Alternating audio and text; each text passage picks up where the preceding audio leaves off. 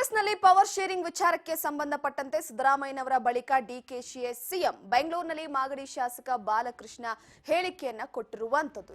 ಪ್ರಮುಖವಾಗಿ ಒಂದು ಕಡೆ ಕಾಂಗ್ರೆಸ್ನಲ್ಲಿ ಪವರ್ ಶೇರಿಂಗ್ ವಿಚಾರಕ್ಕೆ ಸಂಬಂಧಪಟ್ಟಂತೆ ಸಿದ್ದರಾಮಯ್ಯ ಬಳಿಕ ಡಿಕೆಶಿಯ ಸಿಎಂ ನೆಕ್ಸ್ಟ್ ಅನ್ನುವಂತಹ ವಿಚಾರವಾಗಿ ಬೆಂಗಳೂರಿನಲ್ಲಿ ಮಾಗಡಿ ಶಾಸಕ ಬಾಲಕೃಷ್ಣ ಹೇಳಿಕೆಯನ್ನ ಕೊಟ್ಟಿರುವಂತದ್ದು.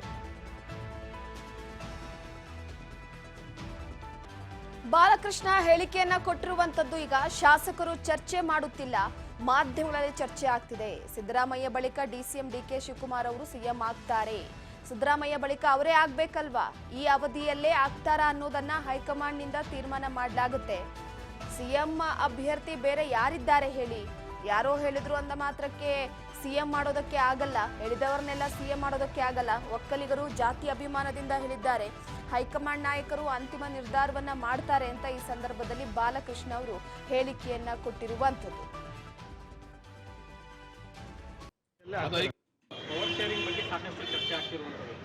ಚರ್ಚೆ ಮಾಡ್ತಾ ಇದ್ದಾರೆ, ಮಾಧ್ಯಮದಲ್ಲಿ ಚರ್ಚೆ ಆಗಿದೆ. ಜನ ಇವರು ಎಮ್ಎಲ್ಎಗಳು ಚರ್ಚೆ ಮಾಡ್ತಾ ಇಲ್ಲ, ಮಾಧ್ಯಮದಲ್ಲಿ ಯಾರು ನಿಮ್ಮ ಪಕ್ಷದ ಶಾಸಕರೇ ಹೇಳ್ತಿದಾರಲ್ಲ, ಈಗ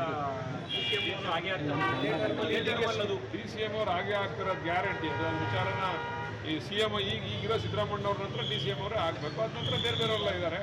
ನಮ್ಮ ಪಕ್ಷದಲ್ಲಿ ಹಲವಾರು ಜನ ಇದ್ದಾರೆ, ಮುಖಂಡರುಗಳು, ಮುಖ್ಯಮಂತ್ರಿ ಆಗ್ತಕ್ಕಂಥ ಅರ್ಹತೆ ಇರ್ತಕ್ಕಂಥ ಅನೇಕ ಜನ ಇದ್ದಾರೆ.